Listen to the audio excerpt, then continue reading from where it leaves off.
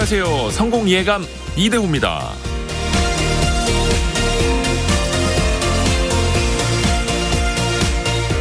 프란치스코 교황이 정치, 행정, 경제, 노동, 또 자선단체 쪽 여러 사람들과 함께 시장경제, 시장체계의 미래를 논의하던 자리였습니다. 교황은 이런 우화 하나를 들려줬는데요. 우리가 하는 식사에는 와인을 곁들입니다. 와인에는 많은 것이 포함되지요. 우선 향미가 있습니다. 색이 있고 요리를 보완해주는 풍성한 맛이 있습니다. 또 알코올이 있습니다. 우리의 정신이 살아있도록 해주는 알코올 말입니다. 와인은 우리가 가진 모든 감각을 풍부하게 해줍니다. 그리고 식사 마지막에는 포도로 만드는 독한 술인 그라파를 마실 겁니다. 그런데 그라파에는 한 가지뿐입니다. 알코올뿐이죠. 그라파는 와인을 증류한 것입니다. 교황은 이렇게 이어갔습니다. 인간성에는 많은 것이 포함됩니다. 열정, 호기심, 이성, 이타주의, 창의성, 이기심. 그러나 시장에는 단 하나, 이기심만 남아 있습니다. 시장은 인간성을 증류한 것이죠. 그런 다음에 교황은 어렵고도 무거운 과제를 제시했습니다. 여러분이 할 일은 그라파를 다시 와인으로 돌려놓는 것, 시장을 다시 인간성으로 돌려놓는 것입니다. 이건 신학의 문제가 아닙니다. 현실의 문제이고 진리의 문제입니다. 성공예감 이대호입니다. 지금 시작합니다.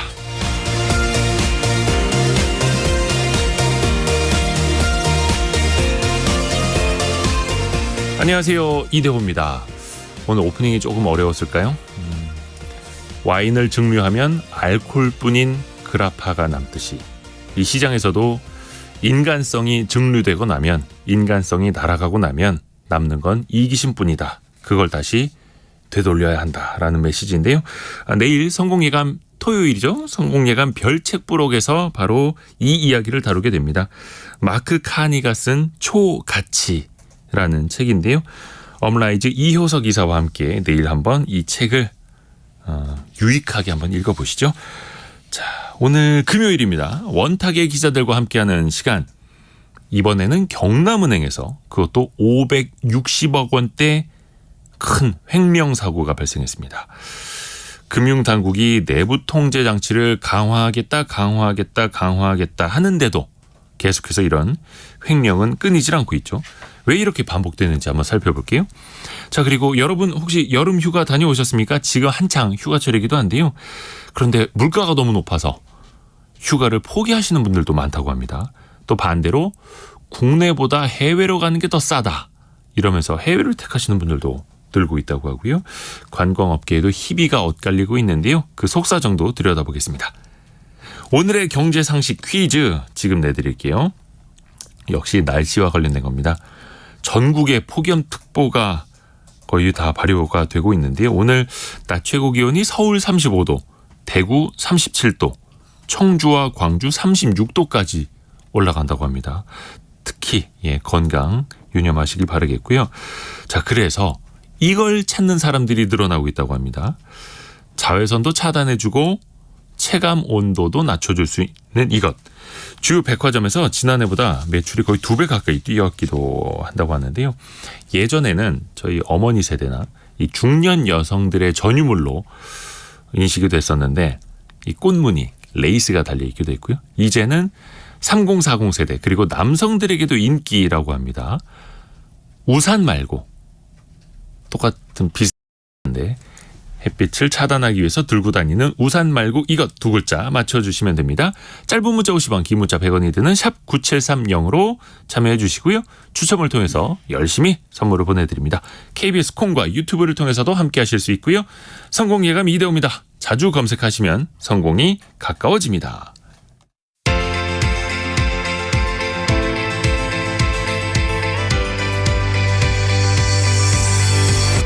KBS 1라디오 성공예감 이대호입니다. 원탁의 기자들 함께합니다. 김치형 경제전문기자, 비주워치의 박수익 기자, 알고란의 고란 경제전문기자입니다. 어서 오세요. 네, 안녕하세요. 요즘 너무 덥죠? 네, 정말 덥습니다. 예. 아까 기온 예보만 들어도 더 덥습니다. 그렇죠. 숫자만 들어도. 네. 그래도 이 스튜디오 안은 시원합니다. 더위를 잊고. 자, 그리고 혹시 여러분 K횡령이라는 표현 들어보셨어요?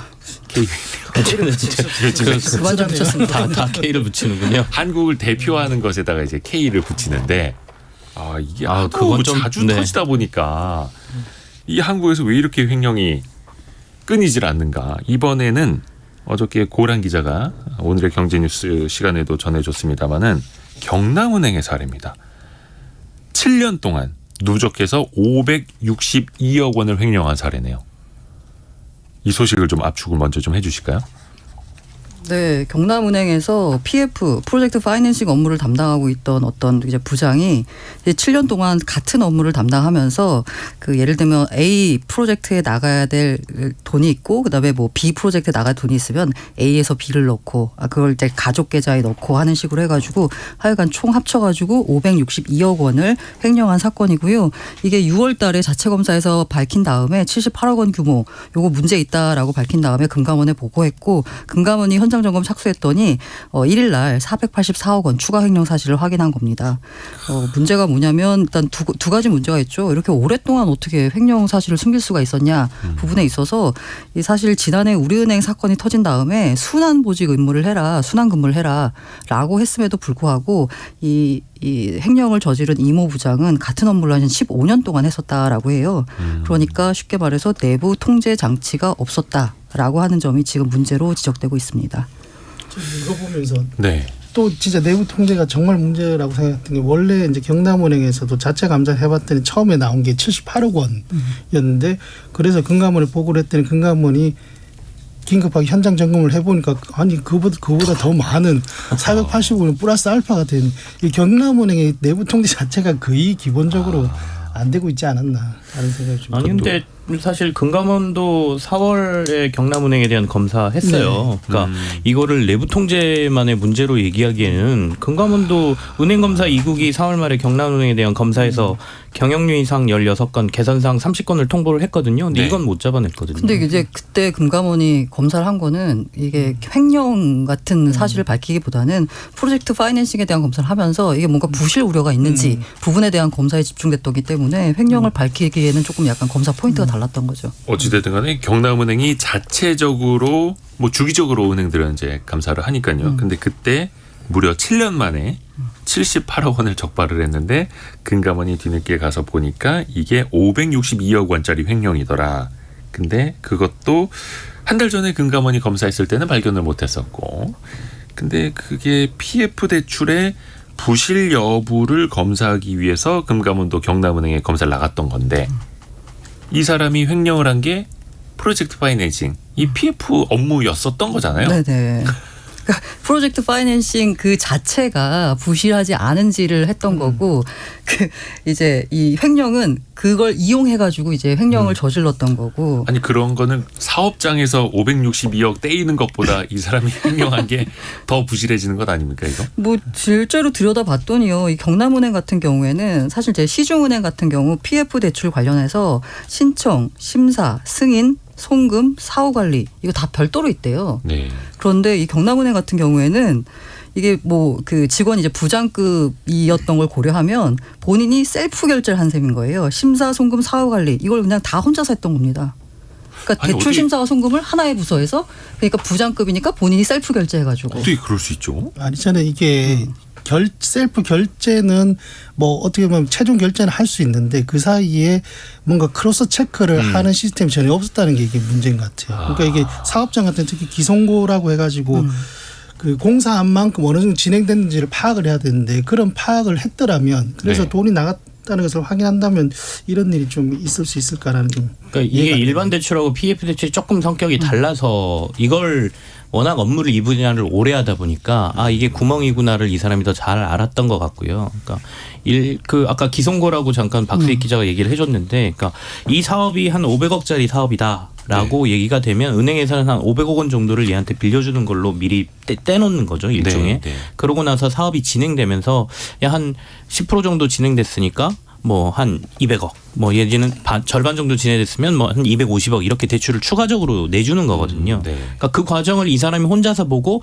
사업이 이만큼 진행됐네? 그럼 추가로 나가야 됩니다. 이걸 혼자서 결정을 했던 거기 때문에 결국에는 다른 사람들 눈속임을 이 안에서 내가 아까 말한 셀프 결제를 할 수 있으니까 할 수 있겠구나 하면서 한 7년간 계속해서 처음에는 작은 금액으로 시작해서 더 커진 것이겠죠.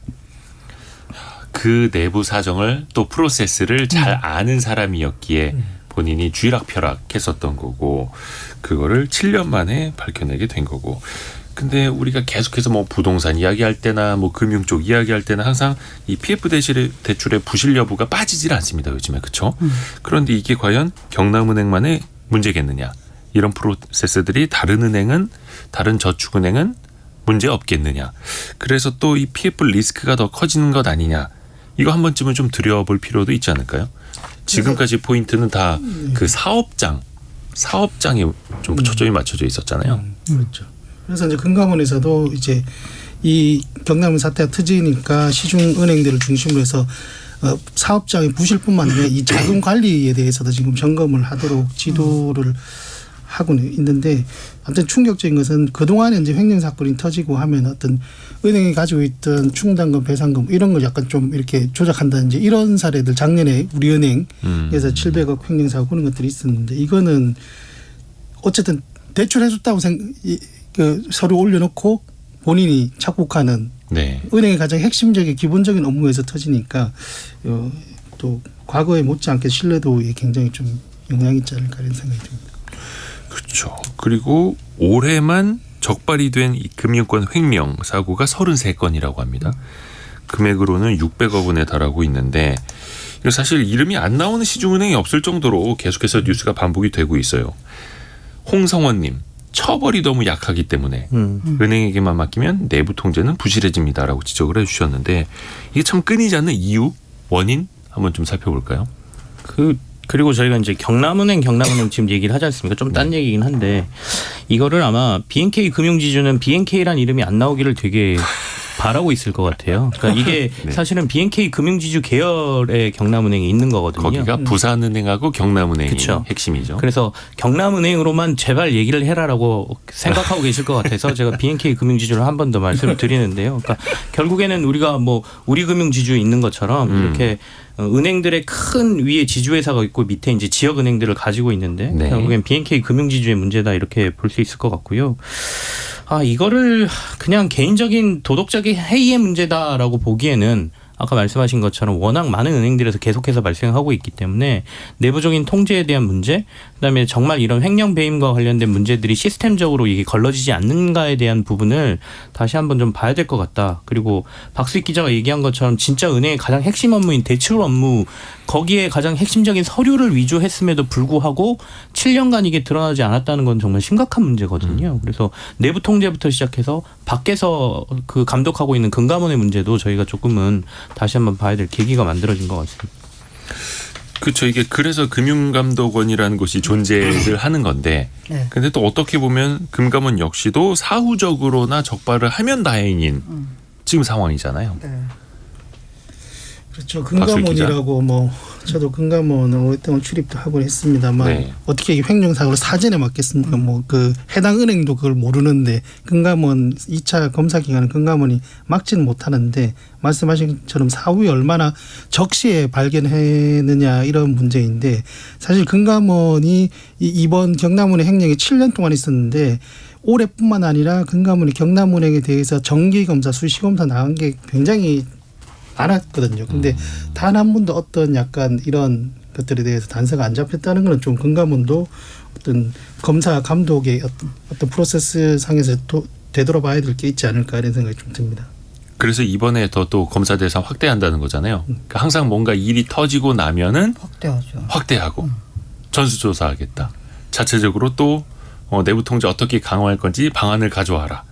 또 이렇게 압박을 하긴 하는데 많이 봐왔던 패턴이기도 하잖아요. 항상 사고가 일어날 때마다. 이게 지난해 11월에 금융당국이 제도 개선하고 내부 통제 강화를 약속을 하면서 네. 내놨던 것들이 있습니다. 근데 지금 읽어보면 뭐 항상 나오는 얘기의 반복인 것 같긴 한데요. 그 당시 얘기했던 게 준법감시부서 전문 인력 증원시켜라. 그다음에 장기근무자 비율을 제한해라. 그다음에 아까 말씀하신 것처럼 순환근무 같은 거 해라. 이런 것도 그때 얘기가 됐었고요. 그다음에 거액자금 관리자 현황을 관리해라. 자금 인출 시스템 접근 통제 및 관리와 인출 직무 분리해라. 뭐 이렇게 해서 한 7, 8가지를 그 당시에 혁신 방안이라고 발표를 했거든요. 네. 근데 결국에는 뭐 몇 개월 지난 다음에 또 한 번에 이렇게 큰 사고가 났다는 건 물론 7년간의 사고긴 하지만 네. 이때 얘기했던 혁신 방안이 현장에서 그대로 잘 이루어지지 않았다라고 볼 수 있는 거죠. 그렇죠. 근데 뭐 사실 포졸 10명에서 도적 하나 못 잡는다는 말이 있습니다만 어디선가 빠져나갈 구멍, 나쁜 짓을 할 구멍은 있기는 있을 겁니다. 근데 사실 이게 처벌 수위가 강하면 이 사람이 300억이 될지 500억이 될지 그 기대 이익보다 사실 처벌의 위험이 훨씬 더 커야만 이런 걸 시도조차 안 하는 거잖아요. 근데 지금 현실은 어떨까요? 현실은 사실 그렇게 또 강력하지도 않죠. 그러니까 사실상 어느 정도 회사에 또 배상을 하고 그렇죠? 손해를 좀 메꿔 놓으면 나중에 처벌 수위도 또 약해지고 이렇게 반복이 되다 보니까 결국은 이런 횡령 문제도 반복이 될 수밖에 없고. 이게 어떻게 보면 금융사가 주인이었기 때문일 수도 있어요. 네. 그러니까 이게 오너가 있는 회사인 경우에 회사 자금이 이렇게 문제가 되고 하는 거에 대해서 더욱 각성을 하게 되죠. 오너는 자기 자산이 빠지는 거니까. 근데 보통 우리가 이제 금융사들은 전문 경영인이 하지 않습니까? 그러니까 물론 배임 사고가 전문 경영인의 경영 문제에 있어서 여러 가지 평가에 큰 영향을 미치긴 하지만 이 돈이 고객들의 돈이지 자신의 돈이라고 생각을 안 하는 거죠. 그렇다 보니까 이런 사고가 더 빈번하게 일어나는 것 같고요. 그래서 금융회사의 지배구조에 관한 법률을 좀 고쳐서 이 경영자까지 이런 큰 횡령 배임과 관련됐을 때 처벌을 하자라는 내용이 논의는 되고 있는데 이걸 과연 할 수 있느냐 이런 부분에 대한 논란도 많고 이전 사례로 보면 또 그 우리금융 같은 경우에 그 손태승 전 우리금융지주 회장이 그 당시에 DLF 사태가 좀 있었거든요. 네. 파생 상품과 관련된 네. 이 부분에 대한 내부 통제 책임을 물어서 중징계 나왔던 것도 사실 법원에서 사실은 무혐의, 그러니까 무죄 판결을 받았기 때문에 계속해서 논란은 좀 있을 것 같습니다. 그렇죠. 그러니까 관행적으로 보면은 금융당국에서는 은행장 나아가서 금융지주 회장까지 엮어서 내보내기 위해서 약간 그런 것도 좀 있었는데 기자분들은 좀 어떻게 생각하세요? 예를 들어서 은행이나 그 금융그룹의 이런 대규모 횡령 사건이 터졌을 때 은행장이나 그 계열사 CEO 나아가서 지주사 회장까지 책임을 져야 한다고 보세요? 아니면 과하다고 보세요? 그 아까 그 말씀하셨던 손태승 전 우리금융지주 회장 사례에서 대법원이 손태승 회장의 손을 들어준 이유가 금감원에서는 중징계를 내려고 했는데 이유가 그러니까 현행법상 내부 통제의 기준을 마련했는지 안 했는지를 보는 거지 그거를 그렇죠. 그 기준을 준수했는지 안 했는지를 보지 않기 때문에 대법원에서도 그런 준수 안 했다고 뭐 처벌할 수 있는 근거가 없기 때문에 그렇게 한 것이고 저는 뭐 당연히 CEO가 이런 횡령사가 터졌을 때 자기 자리에 위태로우시다라는 그런 어떤 압력 또는 그런 생각을 한다면 더 각별하게 챙기겠죠. 필요하다고 봅니다. 아하. 결과적으로는. 네.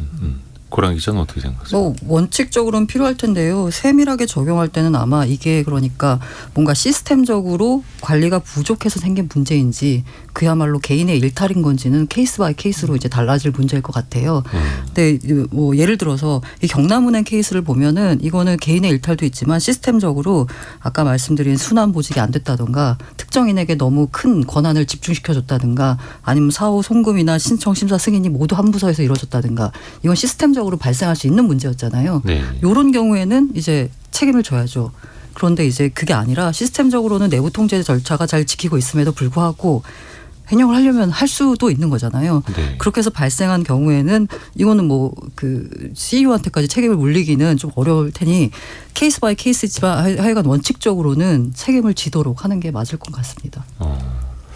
김채영 기자는 어떻게 보세요? CEO가 책임을 좀 져야 될까요? 이런 경우는? 저도 책임질 수 있다는 사례가 좀 나와야 되지 않을까 싶습니다. 그러니까 우리가 뭐 케이스 바이 케이스라고 말씀해 주신 것처럼 사안에 따라서 이제 논란이 되겠죠. 근데 다만 이런 큰 문제가 터졌을 때 당신에게 책임이 갈 수 있습니다라는 것과 아니 그냥 그 내부 통제 기준만 세워놓고 있으면 면피할 수 있습니다는 완전히 다르거든요. 그래야 앞으로도 뭐 조금 더 각별하게 아까 다른 시중은행들하고 달리 경남은행은 한 사람이 그 업무를 다 했다는 거잖아요. 금융감독원에서 분명히 그렇게 분리를 하라 그랬고 순환근무를 시키라고 했음에도 불구하고 안 하고 있었다는 건 내부에서 그걸 그만큼 신경을 안 썼다는 거기 때문에 그래서 책임 소재를 조금은 물을 수 있는 게 근거가 좀 있어야 된다라고 보여집니다. 아까 1300번 쓰시는 분께서도 이게 그러면 제대로 회수가 되나요? 라고도 물어보셨는데 회수율이 7%입니다. 회수율이 7%예요. 네네. 어떤 경우? 이번 전체 경우에서. 사고 금액 대비 회수 금액이 금융사에서 벌어졌던 횡령 사고에 100억이 횡령되면 네네. 7억밖에 못 7억 정도밖에. 그럼 그 사람들은 다 그걸로 뭐 자산을 샀을 수도 있고 아니면 뭐 어디 가서 뭐 도박을 했을 수도 있고 네네. 유흥을 했을 수도 있고.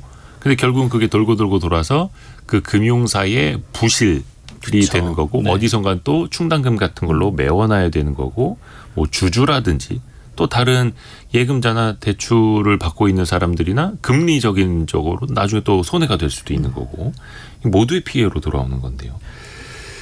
홍성원 님이 미국처럼 과징금을 때리면 내부 통제는 저절로 강화됩니다. 라고 이야기해 주셨고요. 7987님 이런 사람들은 사촌내 8촌까지 탈탈 털어서 환수해야 하고 무기징역형을 해야 됩니다. 참. 권인숙님도 처벌이 약하니까 몇 년 살고 나오면 평생 편히 살 텐데라고 이렇게 맞습니다. 이게 맞는 지적입니다. 그러니까 꿈도 못 꾸게 해야 되는데 원체 처벌이 약하다 보니까 결국 이제 금융회사들은 많은 사람들이 신뢰를 바탕으로 거래를 하는 곳인데 어찌됐든 간에 지금 뭐 한두 군데도 아니고 여러 은행들이 계속해서 이 신뢰를 좀 잃고 있습니다. 회복할 수 있는 길이 있을까요? 좀 아이디어가 있으면 좀 이야기를 부탁드립니다. 예. 그렇다고 해서 우리가 이거를 또 거래를 안 할 수도 없는 거고 그쵸. 이런 이야기가 또 얼마 지나면 또 잊혀져요. 이게 은행이라는 곳들이 말씀하신 것처럼 이제 신뢰 부분을 회복하려고 노력을 많이 하겠죠. 결국엔 이거를 저희가 어떤 방법이 있습니다 이렇게 말씀드리기는 그렇고 다만 이제 개인으로 봤을 때 500억, 뭐 400억, 100억대 이 사고가 터지는 게 굉장히 큰 금액이고 물론 굉장히 큰 금액이죠.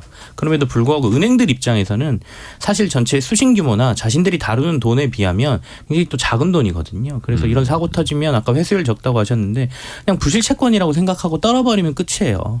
그러다 보니까 이 사람들 입장에서는 밖에서는 굉장히 크게 생각하지만 횡령배임 사고 뭐 몇 년에 한 번씩 터지는 거 이거 그냥 부실 처리하고 나머지 양호한 자산 가지고 가자 이렇게 처리하는 경우가 많아서 이거를 그러니까 신뢰가 떨어지는 문제로 더 심각하게 생각했으면 좋겠다.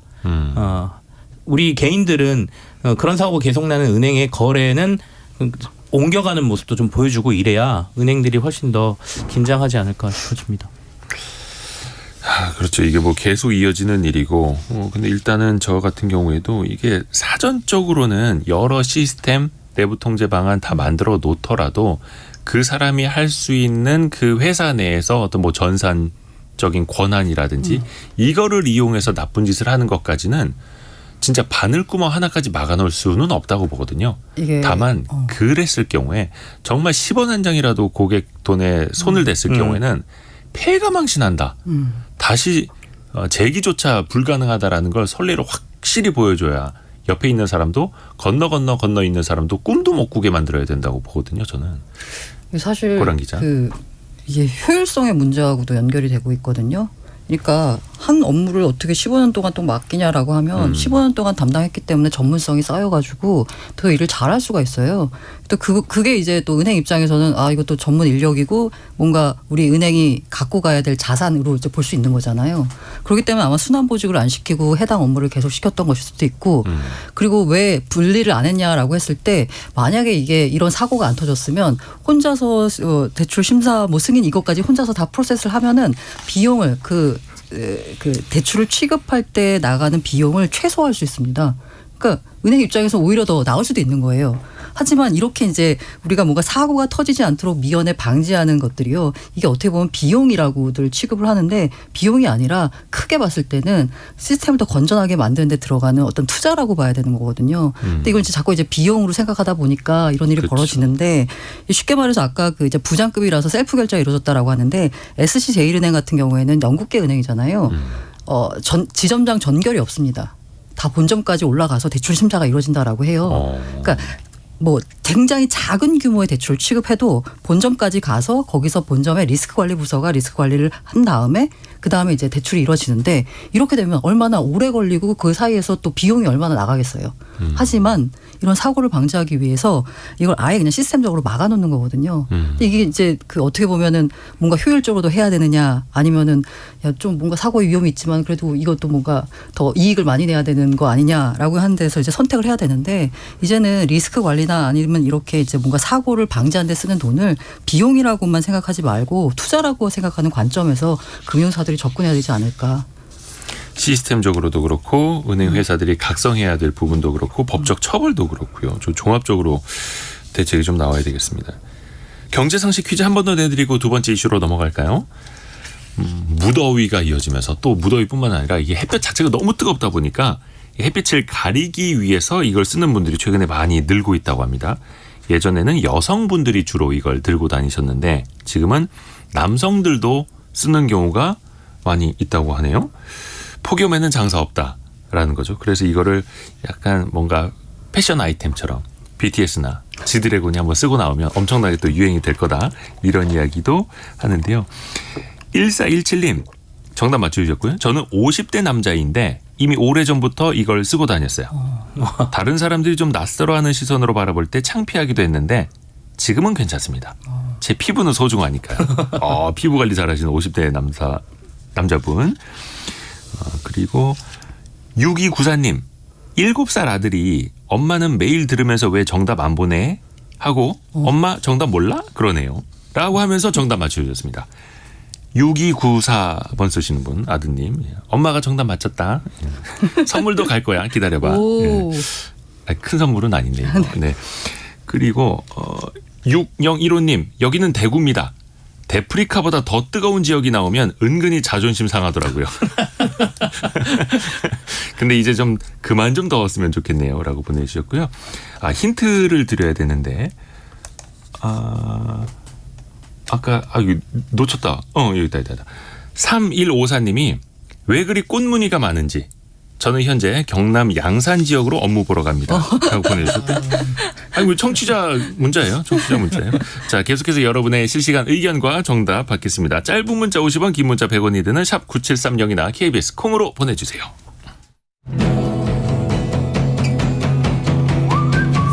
오늘의 움직임에 주목하고 세상의 흐름을 놓치지 않습니다. 여러분의 내일을 응원하며 성공의 열쇠를 함께 찾아갑니다. 성공예감 이대호입니다. 우리 기자분들 휴가 다녀오셨어요? 어디 피서 다녀오셨어요? 예, 저는 지난주 제가 금요일 날 안 나왔잖아요. 양해해 주시는 걸 이용해서 휴가 지난주에 다녀왔어요. 어디 바닷가로? 전 내륙으로 갔다 왔고요. 네. 제가 가족이 좀 많다 보니까 뭐 좀 유명한 여행지들 막 이런 데들은 너무 가격이 비싸서 전남 담양에 있었습니다. 담양. 네. 애가 셋이어서. 박수 기자 어디 휴가 안 다녀오셨어요? 저는 지금 뭐 날도 덥고 해서 시원한 사무실에서 워케이션을 하고 있습니다. 자, 사무실이 제일 박수익 시원해요. 부장님의 말씀이었습니다. 고란 기자는 저는 집에 다녀왔습니다. 고향집에? 네. 강원도? 집이 강원도입니다. 강원도 양양이요. 네. 양양. 네, 서퍼들의 천국이죠. 그쪽은 또 그쪽으로 휴가로 오시는 분들도 많아서. 약간 양양 홍보대사 노리는 것 같아요. 계속 강조. 네, 맞아요. 나중에 한번 어떻게 좀 시켜주세요. 네. 혹시 이번에 휴가 가시면서 뭐 비용적인 부담이나 이런 건 없으셨어요? 아까 말씀드렸듯이 뭐 양양도 좋고 뭐 속초도 좋고 바닷가로 가고 싶었는데 숙소비가 굉장히 비싸더라고요. 그래서 어떻게 알아보다가 담양도 꽤 볼 게 많거든요. 그래서 맛있는 거 먹고 좀 숙소에서 머물면서 하자. 날씨도 좀 굳었어요. 지난주에 막 비가 오락가락하고 그래서 예.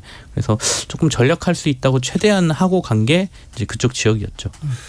한 시민단체가 직장인 1000명 대상으로 설문조사해봤는데 절반 이상 56%가 올해 여름 휴가 계획이 없다라고 답을 했다고 합니다. 역시 문제는 경제적인 부담 때문일까요? 요즘 특히 날씨도 좀 휴가철 맞아서 안 좋기는 했습니다만 결국에는 물가, 비용 부담이 가장 크겠죠. 아마 비용 부담이 가장 클 것 같고요. 요즘 또 그리고 여름 휴가철의 휴가라기보다는 약간 성수기를 벗어나서 가시는 분들도 꽤 있는 것 같아요. 그리고 회사들에서 뭐 여름 휴가로 쓰는 거 말고도 뭐 연차라든지 뭐 이런 것들 소진을 시켜야 되는 부분이 있기 때문에 그런 거 붙여서 가라 그러면 일부러 시기를 늦춰서 가는 분들도 있고 그래서 조금 분산되는 것 같긴 한데 그래도 어쨌든 저도 고민했듯이 가장 큰 부분은 비용 부분, 물가가 너무 많이 올라서 그리고 성수기에는 워낙 숙소비가 비싸서 아마도 여름 휴가 자체를 좀 포기하시는 거 아닐까라는 생각이 듭니다.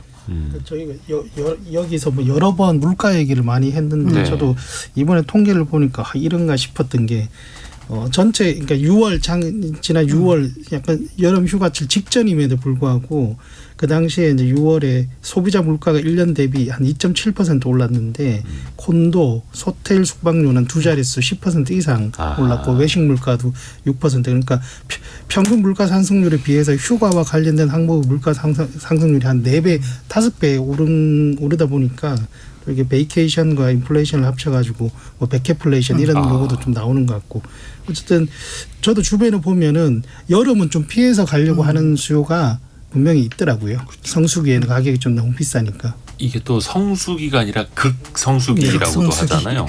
특히 이제 많은 사람들이 근데 또 선택의 여지가 없는 게 아이들 방학 때 갈 수밖에 없고 특히 더 중요한 거 요즘에 맞아요. 학원 방학이라면서요. 네. 학원 방학에 맞춰서 가야 된다고. 근데 왜 남 얘기하듯 하세요? 아니 저희 애들은 아직 학원을 많이 다닐 나이는 아니어서 아직까지는 좀 덜하기는 한데 뭐 첫째는 이제 중학교 1학년이니까 앞으로 또 그래야 될 것 같아요. 생각해 보면 아 이제 나도 선택의 여지가 없어지겠구나. 전 제가 이제 그 미혼 시절에 아니 왜 그렇게 굳이 비싼데 굳이 그 7말 8초에 그러니까. 휴가를 가나라고 했는데 이제 그 막상 학부모가 돼 보니까 알겠더라고요. 또 어떤 특정한 제조업이나 공장 생산 라인을 똑같이 돌려야 하는 회사 입장에서는 아예 7말 8초를 정해놓고 문을 닫아버리죠. 일주일 동안 그냥 예. 문을 닫고 다 같이 쉬는 라인을 멈추는 경우도 있고. 그런 경우도 있더라고요. 근데 말씀하신 것처럼 지금 휴가를 포기한 사람이 많다라는 게 체감적으로 느낄 수 있는 게 제가 휴가 갔을 때 예. 꽤 유명한 식당 이제 뭐 밖으로 막 여기저기서 네. 언급되는 소문난 식당, 맛집. 예, 소문난 맛집 이런 데를 갔거든요. 근데 생각보다 한산하더라고요. 그래서 제가 좀 그런 게 있어서 이제 주인에게 이제 취재했구나. 아니, 뭐 이런저런 걸 막 물어봤는데 그랬더니 실제로 날이 너무 더워서 그런지 그때 이제 폭염도 있었기 때문에 작년에 비하면 손님이 한 절반 정도 준 것 같다라고 하소연을 하시는 게 그러니까 물가 오른 것도 있고 날씨 영향도 있고 그러니까 휴가를 포기하시는 분들도 꽤 있다라는 느낌을 좀 받았죠. 아하. 그러게요. 그 또 하나가 항상 휴가철이면 등장하는 이슈기는 한데 바가지. 네. 정말. 근데 이게 일시적인 바가지가 아니라 성수기 가격 다르고 성수기 주말 가격 다르고 극성수기 다르고 극성수기 주말 가격 다르고 이게 레벨이 어디까지 올라가는지 모르겠는데 이러다 보니까 사람들이 더더욱이 그 시즌을 피하려고 하고 또 그 지역을 특정 지역을 또 피하려고 하고 해외로 가시죠. 그렇죠. 그러다 보니까 또 해외로 가고 이 주변에서도 그런 사례들이 좀 있지 않습니까? 그 이렇게 대충 뭐 이거저거 따져보면은 국내보다 오히려 해외가 더 싸겠네. 그리고 그런 거 있잖아요. 아 이게 그냥 언제나 10만 원이었으면 그냥 10만 원 내겠는데 하필 나한테만 이 시기에만 바가지 쓰는 것 같은 느낌이 들면 기분이 나쁘잖아요. 약간 그런 빈정상함 때문에 또 국내 여행을 꺼리는 측면도 있고 이런 부분 정말 고쳐져야지 국내 여행이 활성화되지. 아 정말 좀 심각한 것 같아요. 그러면 아까 말씀드린 대로 가격이 너무 등급이 여러 가지로 나눠 있고 그리고 그 어떤 시점이냐에 따라서 서비스의 질이 너무 달라지니까. 네. 그래서 정부가 바가지 물가 단속 나서겠다라고는 네. 했습니다만 이것도 사실 늘 들리는 이야기이기도 합니다. 그 자영업자분들 입장에서는 사실 성수기라는 게 1년의 대목이잖아요. 네. 이때 벌어놓지 않으면 1년 장사 그분들 망칠 수도 입장에서. 있기 때문에 그러니까 그 시기에 몰려서 어떻게든 이익을 내야 되는 입장도 있는 거죠. 그래서 이게 만족의 문제인 것 같아요. 그러니까 아까 같은 값이라면 해외를 나가는 이유는 해외에서 얻을 수 있는 새로운 경험이라는 부분이 플러스 되잖아요. 근데 네. 국내는 국내임에도 불구하고 가격이 높아져 있고 가서 아까 말한 성수기이기 때문에 제대로 서비스도 못 받고 불만족하는 부분까지 쌓여 있어서 단순히 정부에서 나서서 이 바가지 요금을 단속한다 그래서 해결될 문제는 아닌 것 같고요. 더군다나 코로나19 때 워낙 해외를 못 나갔던 수요까지 지금 몰려 있어서 이왕이면 이번에는 한번 나갔다 와야지라는 욕구까지 포함되다 보니까 그래서 더 국내 쪽에서는 손님이 없으니까 가격이라도 올려서 내가 수익을 챙겨야겠다는 수요까지 같이 들어 있어서 악순환이네. 네, 악순환이 좀 반복되는 것 같습니다. 특히 우리 국민들도 그렇고 세계적으로도 뭐 가고 싶어하는 관광지 대표적으로 제주도가 있는데 특히 물가가 또 비싸졌고 그래서 뭐 우스갯소리로 돈이 없어서 해외여행 간다라는 이야기도 있습니다. 특히 극성수기에는 이것 보면 이제 국가 경제적으로도 사실 좋은 일은 아닌데 그렇죠. 제주도 지역도 오히려 내국인 관광객을 더 활성화해야 되는 측면인데 왜냐하면 이제 해외에서 들여오는 관광객들이 단체 관광 수요가 예전에는 많았었는데 특히 이제 중국인을 비롯해서 그런 기대 수요도 요즘에는 좀 많지는 않고 내수적으로도 좀 활성화가 돼야 되는데 그런 측면에서는 좀 어떻게 봐야 될까요? 외국인 관광객까지.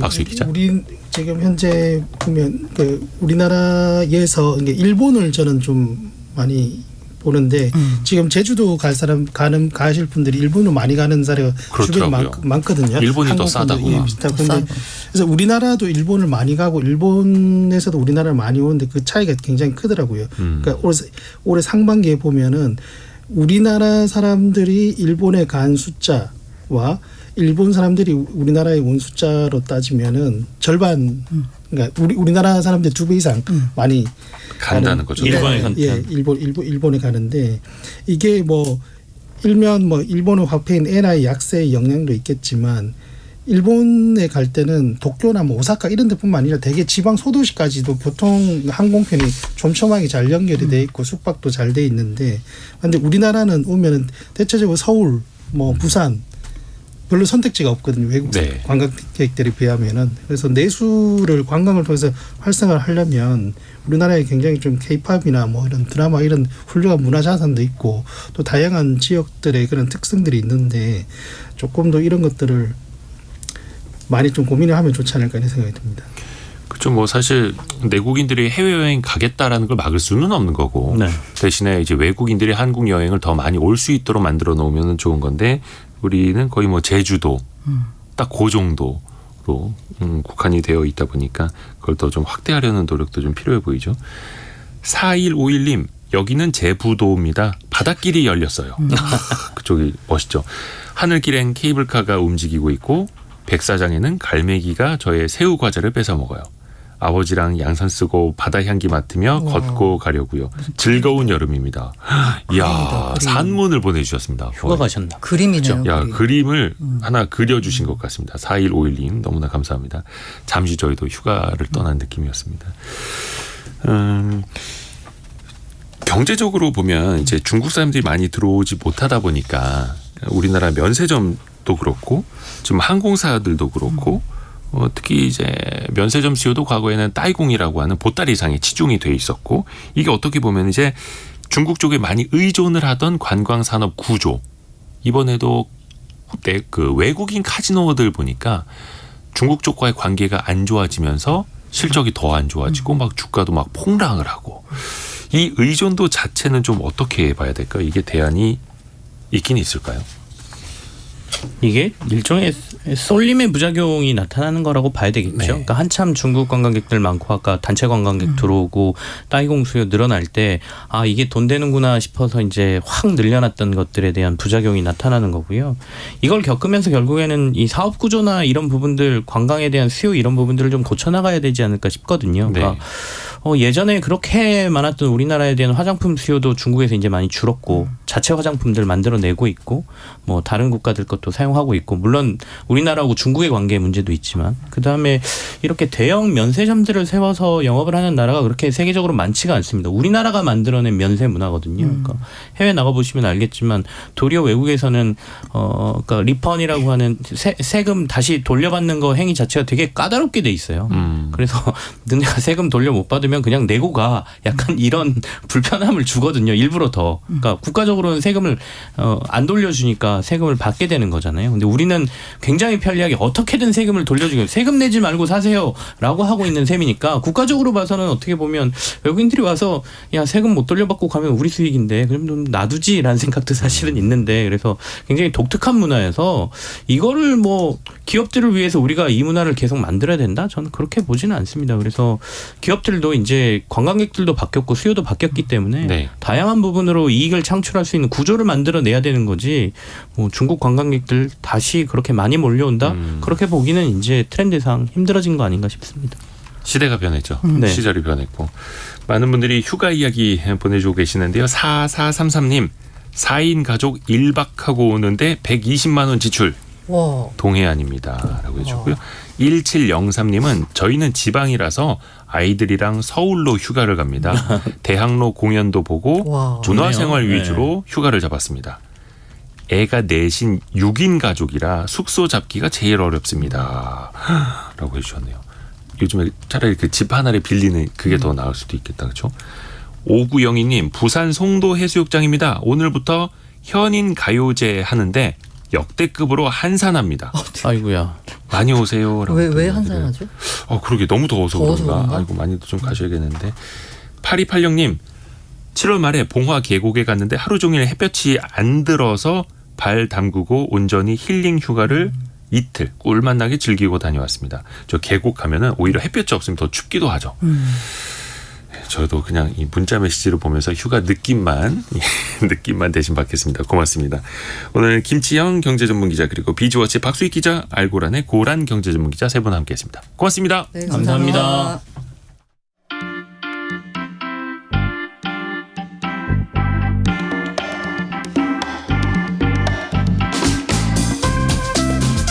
지금 여러분께서는 KBS 일라디오 성공예감 이대호입니다를 듣고 계십니다.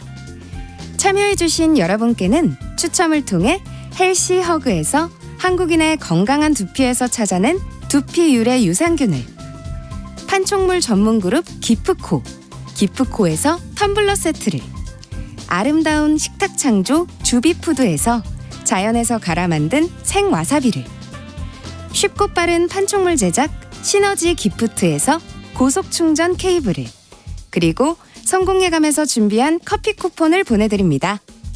당첨자는 성공예감 이대호입니다 홈페이지에서 확인하세요. 요즘에 유행하는 말로 알 수 없는 알고리즘이 나를 여기로 이끌었다. 나한테 저 영상을 왜 보여주는 거지? 저 카드 뉴스를 나한테 왜 띄워주는 거지? 이런 경우가 있는데요. 예전에는 그 알고리즘이라는 표현이 되게 어려운 용어였는데 이제는 많은 분들이 쓰고 계시는 것 같습니다. 뭔가 사전에 프로그래밍된 그 기준에 따라서 나의 취향을 읽은 다음에 내 취향에 맞는 걸 띄워주는 것. 이걸 이제 대표적으로 우리가 알고리즘이라고 표현을 하는데 어느 순간 이 알고리즘에 우리가 너무 갇혀서 사는 건 아닌지라는 생각도 듭니다. 체얼리즘 시간에 한번 그 반대로 가볼까요? 머니투데이 남형도 기자가 함께합니다. 어서 오세요. 안녕하세요. 알고리즘을 깨는 것에 도전을 한 거예요? 그러니까 좀 매번 갔던 길 또 가고 예. 먹은 거 또 먹고 뭐 남들이 좋다는 거 막 막연하게 조금 좀 알고리즘 추천을 자연스럽게 받고 있더라고요. 그렇죠. 이게 되게 편하거든요. 사실 무표정하게 있어도 뭐 최적의 것을 알려주니까 네. 편하고 효율적이고 좀 불안하거나 실패하는 것도 줄일 수 있으니까 좋다고 생각을 했는데요. 근데 말씀하신 것처럼 뭐 보이지 않는 틀 안에 뭔가 갇혀 있는 것 같은 기분이 좀 들었어요. 그래서 그렇죠. 아니 차라리 결과가 좀 별로더라도 평소에 익숙하고 좀 반복해왔던 뭔가로부터 한번 벗어나 보자 이렇게 결심을 좀 해봤습니다. 그래서 누군가의 선택지, 뭐 알고리즘의 추천 이런 거에서 좀 벗어나 보는 체험을 굳이 해본 거죠. 아, 힘든 길을 갔네요. 네. 근데 사실 요즘에 SNS도 그렇고 유튜브도 그렇고 뭐 뉴스 사이트도 그렇고 모든 이 포털 신이 나를 다 알고 계시는 것 같은 느낌. 정말 그렇습니다. 그래서 가끔은 소름이 돋고 또 사회적으로도 그 사람이 봐야 하는 게 아니라 보고 싶어 하는 것만 편중돼서 보여주다 보니까 네. 사회적인 갈등 구조도 더 양극화, 양립되는 것 같고. 아, 네. 참 답답한데 또 그런 것도 있어요.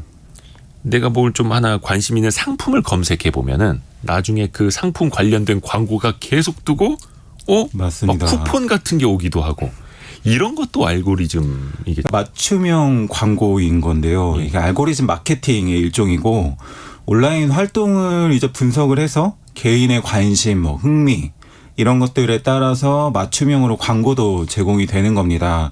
이게 뭐 불특정 다수를 대상으로 막 뿌리는 게 아니라 특정 소비자를 대상으로 하는 거라서 기업 입장에서는 굉장히 효율적인 마케팅 방법이 되고 뭐 구글, 페이스북, 네이버, 카카오 같은 빅테크 기업들의 주요 수익원이기도 합니다. 그렇죠. 그 기업들은 당신이 뭘 좋아하는지 우리는 알고 있습니다. 네.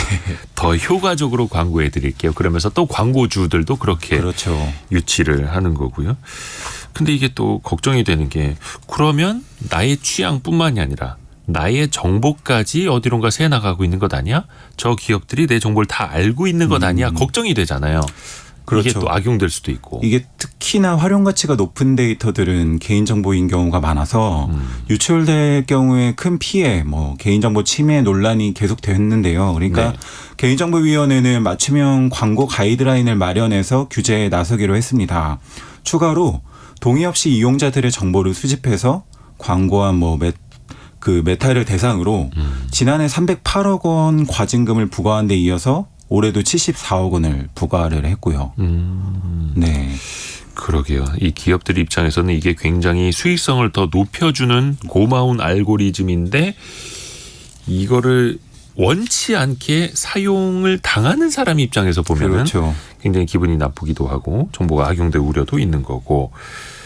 우선은 그러면 남영도 기자가 그 어렵다는 알고리즘을 어떻게 깨고 나갔는지를 들어볼까요? 그러면? 그러니까 뭐 예를 들면은 제일 많이 사용하는 영상 플랫폼인 유튜브 같은 경우에도 그렇죠. 알고리즘을 끄는 방법이 있더라고요. 네. 이렇게 들어가서 뭐 검색 탭에 있는 검색 기록 같은 것들을 다 지워보고 네. 왼쪽 메뉴 탭에는 시청 기록 이런 것도 있거든요. 다 네. 이런 걸 기반으로 추천을 하는 거기 때문에 다 지우고 예.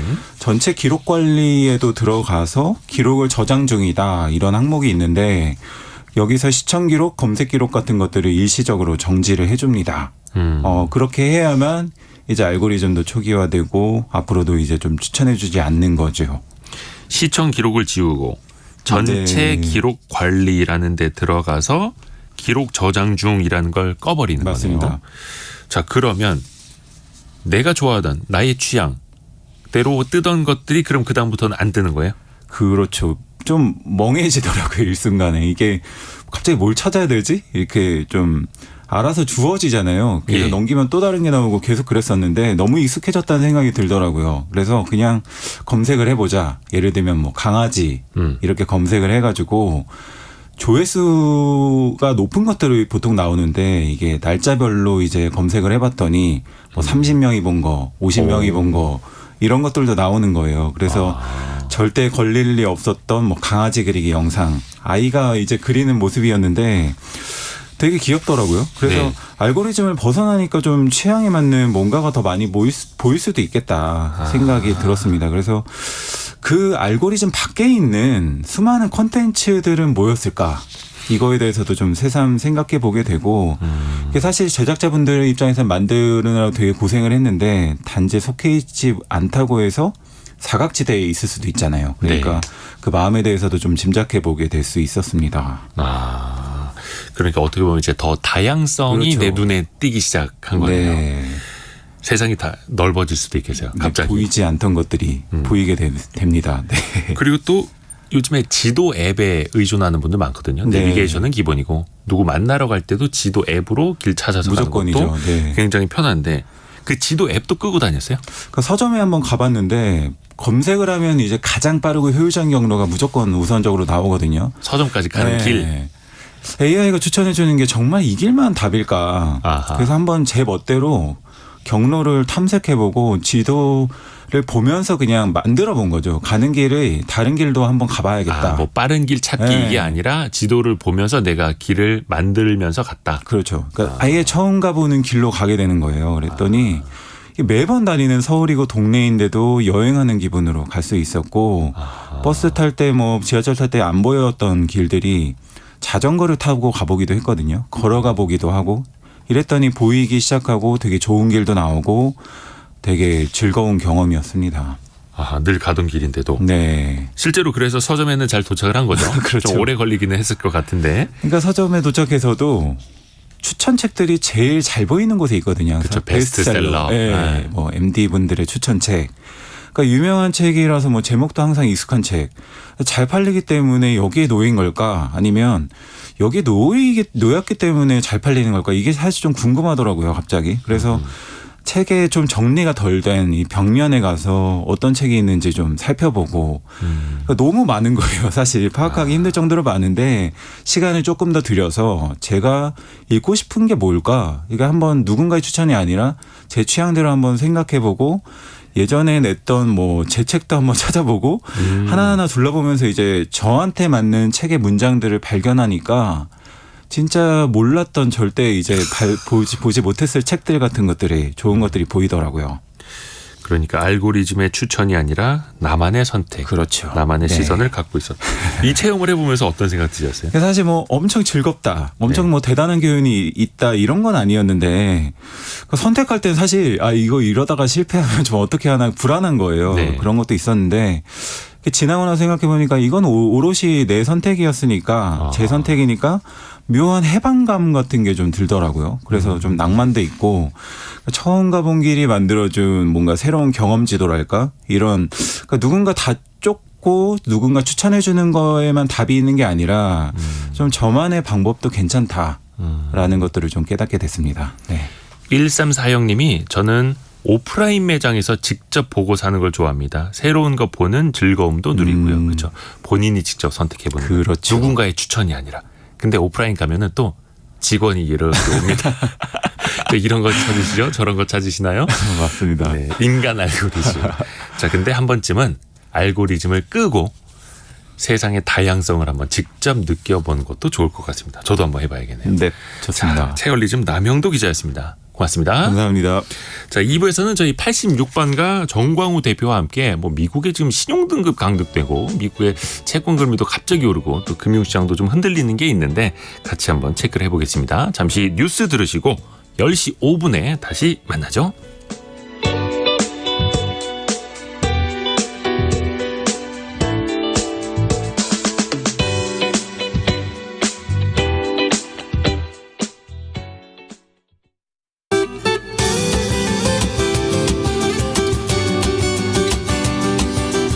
KBS 장애인식 개선 캠페인 서울시 농아인협회 서대문구 지회장 김봉관입니다. 저희 지회에서는 지난 5월부터 한 상급 종합병원 앞에서 1인 시위를 하고 있습니다. 병원을 이용하는 청각장애인에게 진단 내용이나 치료 내용이 수어통역이나 문자통역으로 제공되어야 하는데 수어통역사 확보와 비용을 장애인 당사자에게 떠넘기는 차별 행위가 발생하고 있기 때문입니다.